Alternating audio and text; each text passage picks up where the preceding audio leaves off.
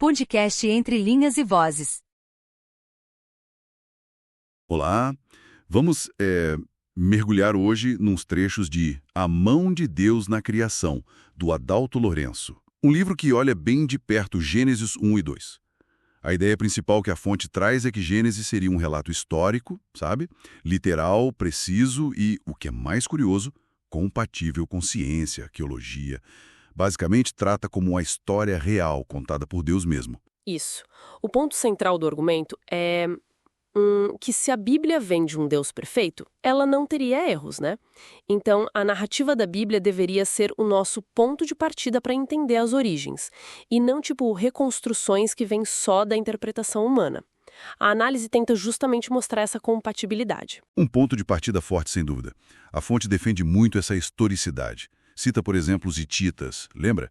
Que por muito tempo o pessoal achava que era lenda. Ah, sim. E a arqueologia depois foi lá e achou. Exato. Isso. E tem o caso do Ouro de Avilá também, que a fonte liga àquela região de Maoed Edhab. É uma abordagem que bate de frente com aquela visão mais comum da história como, assim, uma soma de interpretações, né? Exatamente. A fonte até diz que ferramentas como, sei lá, a pedra de Roseta ou a paleontologia, elas, na verdade, ajudam a confirmar o relato bíblico, se você interpretar do jeito certo, sabe? Dentro dessa visão criacionista, não seriam provas contra. E nessa linha, a história começaria com Adão, mais ou menos 6.000 anos atrás. Interessante. Isso leva para aquele ponto que sempre pega, né? As idades super longas em Gênesis. Adão, Noé, e depois aquela queda brusca até José. Como que a fonte explica isso? Não seria mais fácil dizer que é simbólico? Olha, a análise da fonte vai contra essa ideia de símbolo nesse caso. O argumento-chave é um padrão matemático que eles identificam na queda da longevidade.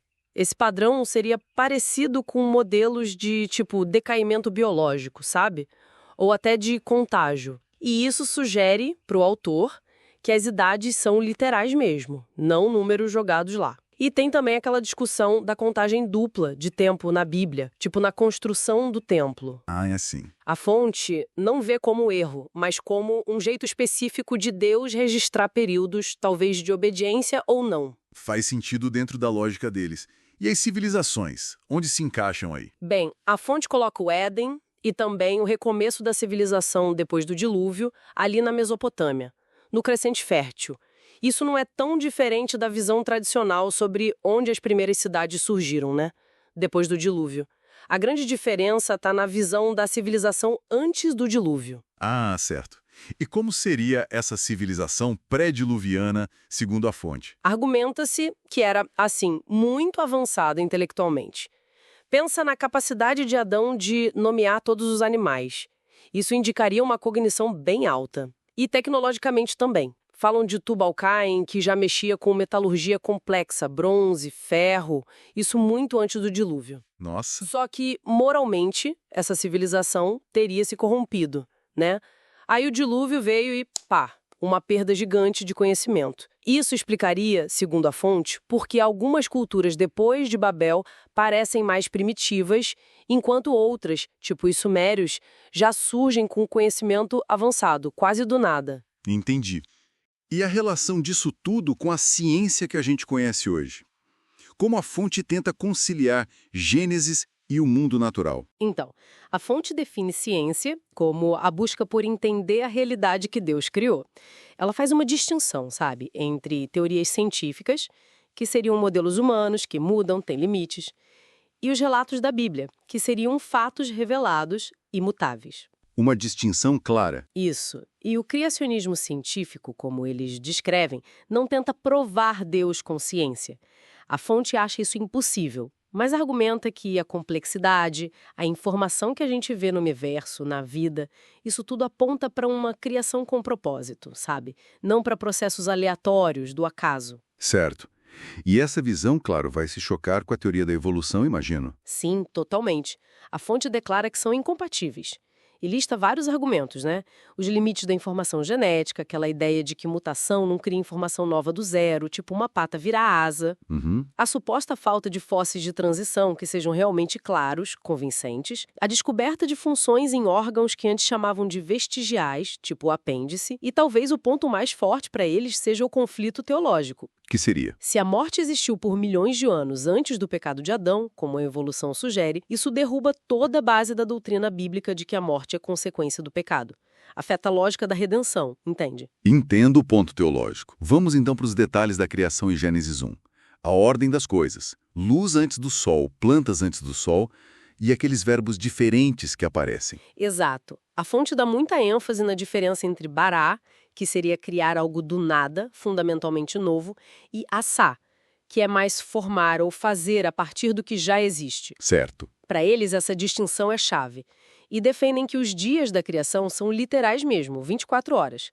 Rejeitam a teoria do hiato, aquela do intervalo entre Gênesis 1.1 e 1.2. Sim, já ouvi falar. Ou usar 2 Pedro 3.8, um dia como 1000 anos, para dizer que foram eras longas. Não, para a fonte são dias literais. Sobre os animais, a ordem bate. Aquáticos e voadores no 5º dia, terrestres no 6º.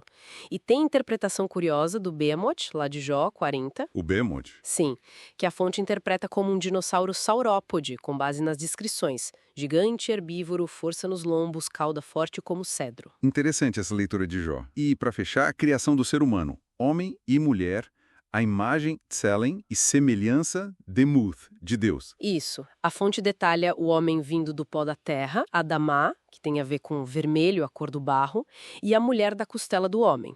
E essa parte da costela, a fonte interpreta de um jeito bem moderno, digamos.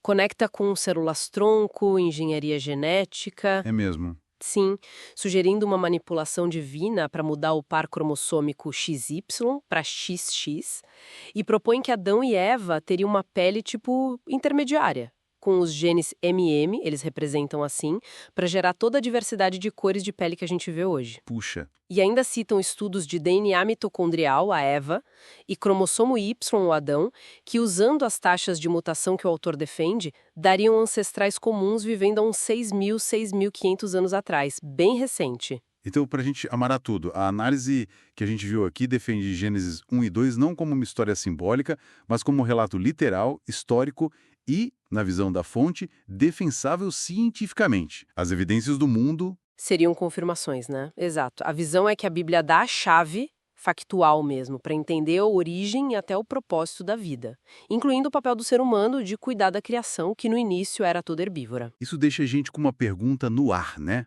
Se a gente aceita essa premissa da fonte de que a complexidade toda aponta para um Criador e para essa história específica de Gênesis, como isso reconfigura nosso jeito de olhar para a ciência, para a história, para o nosso lugar nisso tudo?